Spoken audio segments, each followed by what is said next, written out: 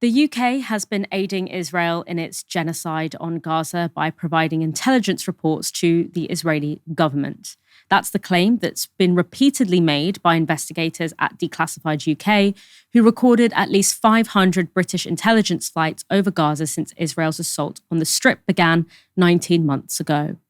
According to the government, the flights are there to aid Israel in recovering hostages. But now one government minister seems to have let slip that the support does go a lot deeper than that.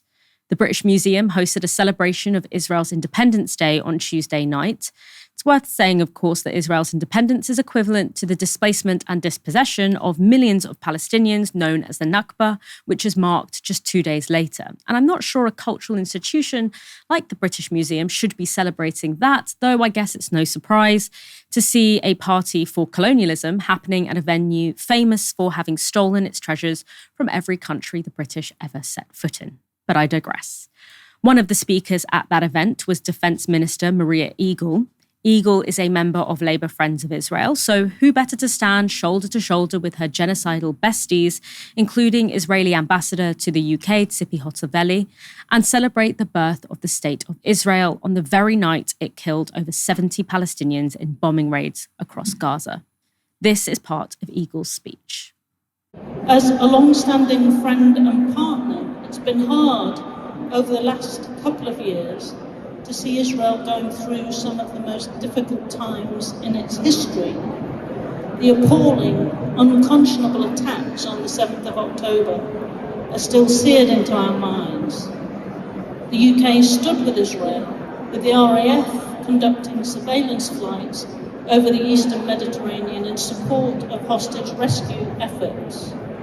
We stood with Israel when Iran launched its reckless, coordinated missile and drone attacks, with RAF aircraft intercepting a number of them.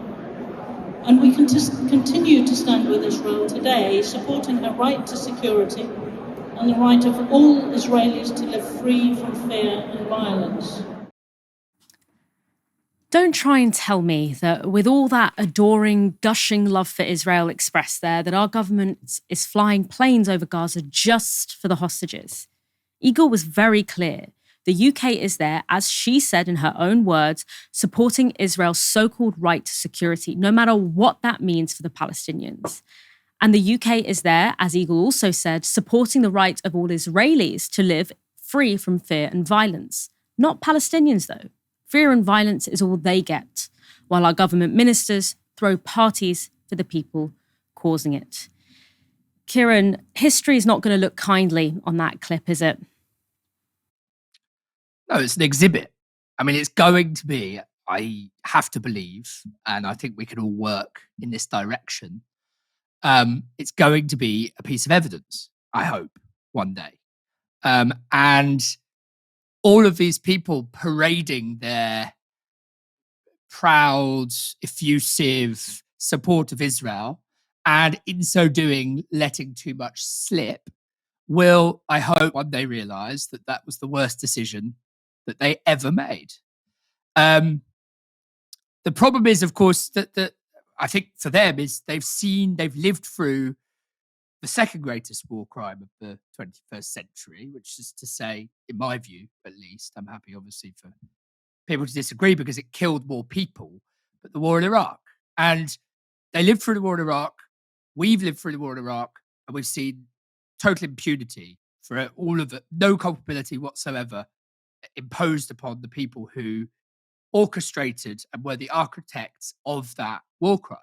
And so they also believe that they can act with total impunity.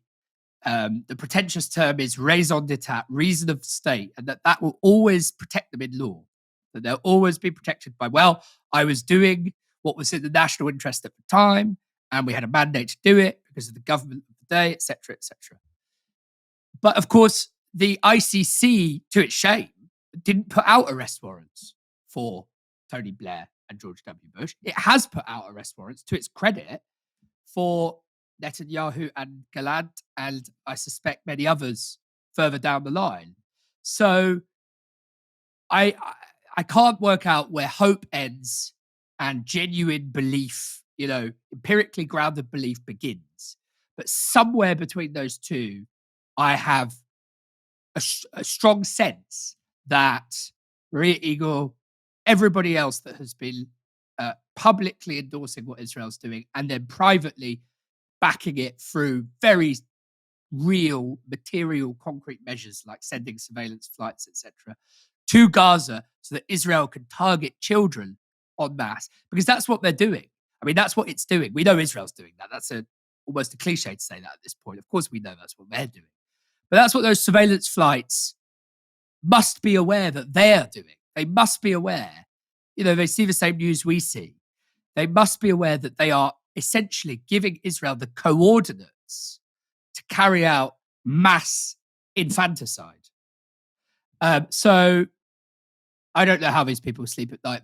They inhabit a different moral universe to the likes of you and I, Dahlia, and everyone we know, I suspect. But fuck that. Forget how they sleep. I don't give a shit how they sleep. I'm more interested in making sure we nail the bastards and that eventually, even if it takes the rest of our lives, they end up in some kind of dock. Yeah, I mean, I know that history is going to condemn these people. The question is what will be lost before that happens. That's the only thing that I'm uncertain of. So I'm going to leave you with a slightly more, let me say, satisfying sight. The Israeli party was hosted by comedian and one-time tax avoider Jimmy Carr, and whilst he seems to have happily taken a check from genocidaires, Carr appeared a little less comfortable admitting it. Jimmy, were you hosting the event? Jimmy, turn around. Now, because I host events that I'm normally proud of, and I am always proud of, and that align with my values, if someone asks me when I walk out of that event, Dahlia, were you hosting that event? I say, yeah, sure, let's talk about it. But that tells me that deep down, Jimmy Carr knows that he's a piece of shit. Sorry, don't want to get it. Let me just slip that one under the radar. Now, I'm not a fan of George Galloway, but it's hard not to agree with this assessment of the comic. He tweeted, "Revolting little shit." Way with words. He's an orator, isn't he?